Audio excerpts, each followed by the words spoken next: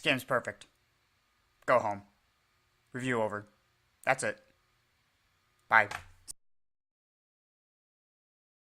So, I just got off the phone with Cole, and apparently I can't end the review that way, so we're gonna have to do a full-on God of War review. And there's no point, but here we go. Where do I even begin? Oh my god, this game is amazing. The visuals, the storytelling, the characters, everything. I absolutely love this game. I'm gonna be a little unorthodox with this review. Normally I'd start off with story, but there's so much to talk about in this game with that. So I'm gonna start with the acting. The acting in this game is phenomenal. We have amazing mocap performances and voice work done by Christopher Judge, who plays Kratos, and Sonny Soljic, who plays his son, Atreus. Judge does an amazing job portraying Kratos. In fact, I think I actually prefer him over the other guy, T.C. Carson, but that's just me. Kratos has this voice that's just booming, and it just, you feel the impact when he gets mad at Atreus, or when he gets frustrated. You can really feel it, and you can feel the emotion coming from both the characters when they're having their really, father-son moments. They do this extremely well. There it is! Hold! What are you doing? Now his guard is up. Only fire! Only fire when I tell you to fire. I'm sorry. Do not be sorry. Be better. Find it.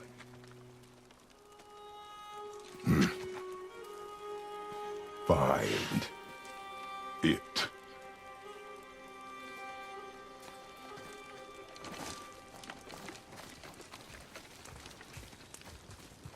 Now, I'm sure you guys are probably wondering, well, that's all well and good, Wulf. Like, that acting is good, but is the story good? Because you can have amazing acting, but a really crappy story. And I am pleased to say that the story in this is phenomenal. Here, let me back up a bit.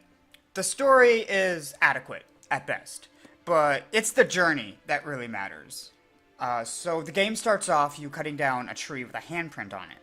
And that was the handprint of, Kratos' wife, who has just passed away, and he's obtaining, wood to cremate her.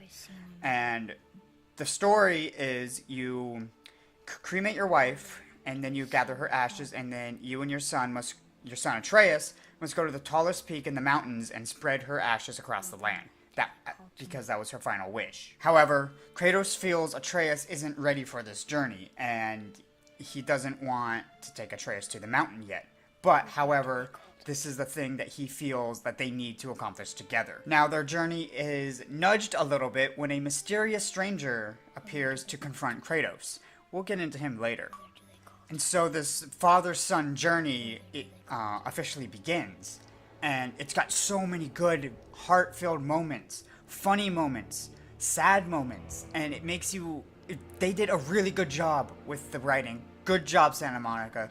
Cory Barlog, good job. Like, you guys really made a masterpiece here. The fact that you guys were able to make Kratos, who was once a one-dimensional character, you humanized him and you made us care about him. I don't know how you did it. How you made this killing monster into a likable character and a relatable character. Now, like I said, the overall goal is a little weak because what I said earlier, spreading your wife's ashes, that is the end goal. That is the end. That's what happens. But again, it's about the journey. There are many segments throughout the game whether you're free roaming or you're rowing your boat and you have these conversations with Atreus. He's asking questions. Kratos is being stoic and not answering to the fullest. But it's those moments that really make this game what it is. In fact, let's get into the world a little bit. At first glance, it looks open world, but I'm gonna say this right now, it's not open world. I mean, it's kind of open world. It's a very linear open world. You get to visit, I think it's 7 of the 9 realms within Norse mythology. Because let's see, you got, Vanaheim, Muspelheim, Niflheim, Jotunheim, Midgard. Okay, so that's 5 out of the 9. And about, I would say, 20 to 30% of the game takes place on the boat, and it's, you know, rowing between places, and you get to have these conversations with Atreus. And it's really good because Kratos doesn't know how to tell a story, and Atreus actually makes a good joke about that. And that is until you meet Mimir, the smartest man alive. I love this character. I want this character to tell me stories before I go to bed. He is the best storyteller in all of existence. Oh my god, I love him. Once you meet Mimir, he takes over the storytelling job for Kratos, and he does an amazing job. He actually, instead of spitting out exposition about the mythology at us, they actually use that as a mechanical device within the game. While you're rowing, Mimir will tell these stories about Norse mythology, so it doesn't feel like it's forced into the game, and it feels natural. Like it's a natural way to give us a background on the world, and it builds the world a bit more, which is amazing. So I'm gonna go back and talk about the world real quick. Like I said, it's a very linear open world, but I am totally fine with that. I'm kind of glad they didn't go full open world. A lot of times these days, people are always pushing for like more open world, less cinematic, more openness, more player choice, and that's fine. But honestly, I kind of like the linear stuff. I feel like if you have a more linear game, you have more chances to tell a story. A good example of this would be Hellblade: Senua's Sacrifice. If you haven't played that game, go play that. It is an amazing experience, and it is an amazing story game. But it's extremely linear, just kind of like God of War. God of War is less linear than Hellblade, though, but it's still a really good game, and it proves you don't have to have an open world and all these big mechanics in a game to make a good game. You can make a good game with what you have. But like I said, it's still a little open. It's more sandbox than open world, if that makes any sense. So kind of think like openness of like Grand Theft Auto or Infamous or games along those lines, where like you have a set place where you can be, and that's where you have to be. You can't venture off into like the wilds of Skyrim or Breath of the Wild openness. No, it's not open like that. But it's still a decent big world. All right, let's talk about the Titan in the room, the gameplay. This was the thing that got me the most worried when I first saw the E3 gameplay demo, is the change of combat. Because I'm a huge God of War fan, and I love the blades and the hack and slash and all that. And so when I saw the trailer, I got a little worried that they switched from that kind of, not really a bird's eye view, but kind of, you got to view everything to a over-the-shoulder look. But I have to say, this new gameplay is really, really, really fun. I love it. Now, because we moved away from Greece and now I think we're in what, Scandinavia? Something like that? Wherever Norse mythology takes place. We've moved on from Greek mythology to Norse mythology. And with that, we switched our weapons. We no longer have the Blades of Chaos. We have a new weapon called the Leviathan Axe. And, suck it, Thor. This thing is much, much better than your freaking hammer. I love the Leviathan Axe. You still have light and heavy attacks, so it still feels like a hack and slash. But you can feel the hits with every swing, and it just feels so satisfying to kill those Draugr. And the experience is made even better if you have really good headphones. I'm using a PlayStation Platinum headset, and for those of you who have the PlayStation branded headphones, if you have the companion app, go ahead and set up the God of War audio mode, because, oh my god, it is beautiful. Like, I was amazed that they even added a new audio mode when the game came out, and I am so glad they made this decision. You feel, with the headset on, you feel every impact, every slash, every swing, every throw. It is beautiful. Going back to gameplay though, along with your light and heavy attacks, there's a new mechanic where you can actually throw the axe.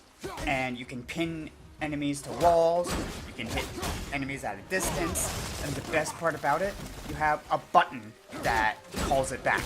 So it is very much like Mjolnir, Thor's hammer. But this thing's better. Get out of here, suck it. The Leviathan axe. That's the thing. And then you also have your son. Yes, your son is part of the gameplay. He is an actual mechanic. You actually have a button to use your son. During combat, while you're hacking and slashing away, you can push square and he will shoot arrows at the enemies. And he feels like he is the best companion character in a video game. Sorry, Ellie, you've been dethroned. No. Atreus beat you. Atreus is the best. Atreus is the best video game companion in video game history. Yes, I am saying that right here, right now. You can even give him gear that will actually help you in combat. Like the gear I gave him, he will find health stones around the map if you're low on health and heal you. Yes, he will heal you every now and then. That is so rare in a video game companion. I love Atreus. And the best part is, Atreus' mechanics actually play hand in hand with the story. There's a point in the story where Atreus is feeling really cocky and arrogant, and he starts disobeying you and becomes disobedient. So your square button stops working and he just starts acting on his own. And when I play this, I'm just like, this boy is about to get the grounding of a lifetime, because he's not listening to me. Like, he would charge in and just attack the enemies, and Kratos would be like, Atreus, stop. But he wouldn't. And when I needed him to, use the arrows, he wouldn't respond. And I'm like, is this a glitch? But then I realized it's part of the game. They did this on purpose. It's a mechanic to play with the story. And that's what a video game should be.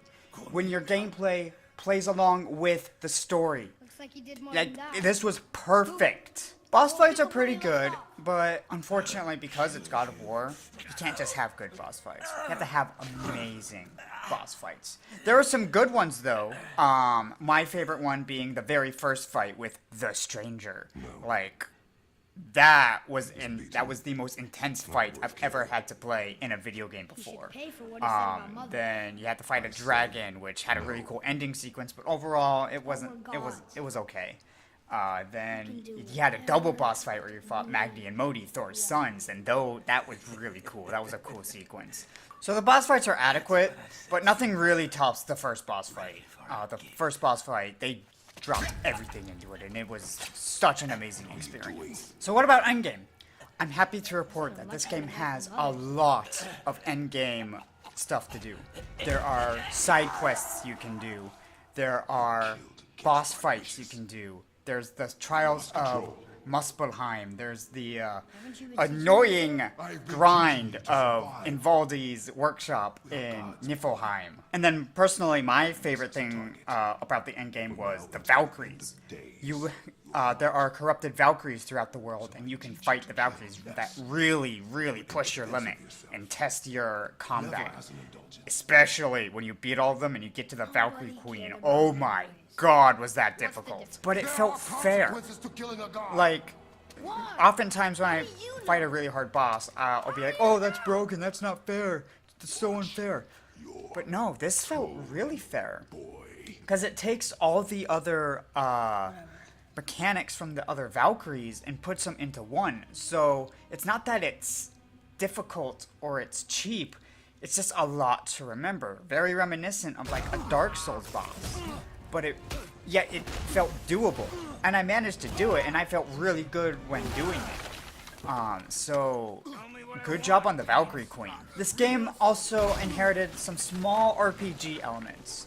You can upgrade your gear and upgrade your axe and equip yourself with different gear, although Kratos should never, ever, ever wear full body armor.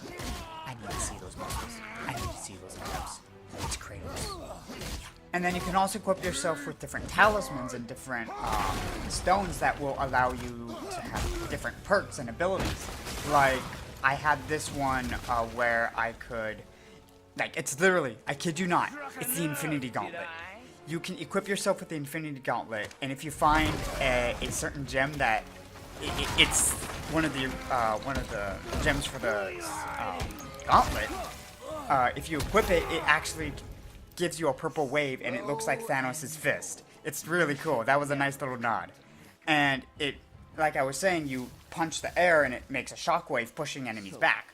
And then there's another one where you literally just give yourself a burst of health, or a burst of strength, etc. And then you can upgrade all this gear and talismans with Brock and Sindri, the famous dwarves of Norse mythology. Although at first they're split, they will eventually come together and they will help you make even better gear. Enemy variety is really good. You got your basic Draugr, which then have 3 different forms. They've got their dual wielding, their speed, their brutes, and then those aren't the only enemies. You also got the witches, which, oh my god, I hate the witches. They're up there with the satyrs. I hate them. They're freaking annoying. And then you also got like these ice things. You actually can't use your axe to fight them because they're made of ice, and so is the Leviathan axe. So you have to fight them with your bare hands or with another one. I'm not getting into it because spoilers. The only downside to this game, and a lot of people have said this, is that the game suffers from a the princess is in her own castle syndrome, where like you get to your goal and it's like, oh no, you can't do this. Oh, okay. Oh, you gotta go over here and go to that thing. It's like, oh. And it just happens a lot, and it kind of draws the game out. The game itself is about, without all the side quests and all the side stuff, I think I docked about 25 to 30 hours into this game, so it's a long game. And it's drawn out by the fact that you have to complete these other tasks before you can actually finish the game. Which is a little annoying, but I'm able to forget it. I absolutely love all my time in this game. There was not a single time where I was like, oh, I can't do this anymore. I have to put it down. I played this so much. And honestly, this is what a video game should be. This game is the example of what all video games should strive to be. Which is why I can't even give this a 10 out of 10. I'm breaking the rules. I'm sorry, Cole, I'm breaking the rules. I'm giving this the very first 11 out of 10. That's right, I'm going one above. That's how good this game is. This is the highest rating I can give. It's so good, it breaks the 10. It's an 11. Go buy this game. If you have a PS4, get this game. If you don't have a PS4, get a PS4 and get this game. This game is that good. Buy this game. Play it. I'm saying it right now. This is getting Game of the Year. I don't care. Detroit? No. This game's getting Game of the Year. Spider-Man? No. God of War? Game of the Year. I'm calling it right now. Detroit Become Human is also a really good game. Go play that too. That's also really good. It's also getting Game of the Year. Go play it. Thank you guys so much for watching. I really hope you enjoyed this video. I know it was a bit lengthy, and I know it was late. I'm very sorry about that. I had a lot of things I was dealing with last month. But I'm back now, and I can't wait to get into more videos. I absolutely love this game, and I cannot wait for Santa Monica to release the new Game Plus patch. I'm jumping right back into that. So, thank you guys so much for watching. If you enjoyed this video, don't forget to like, comment, and subscribe to the channel. It really helps us out. This has been Wulf from Pop Culture Critics, signing off.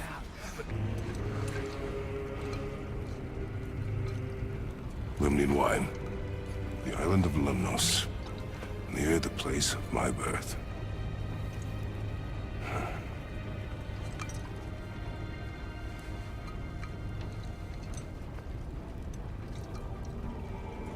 Lemnos.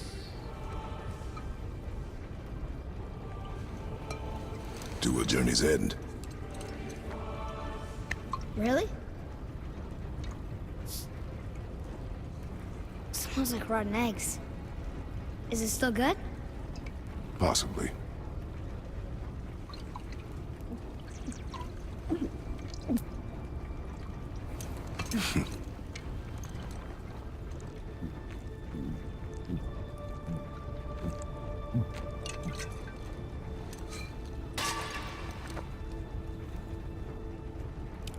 Ah.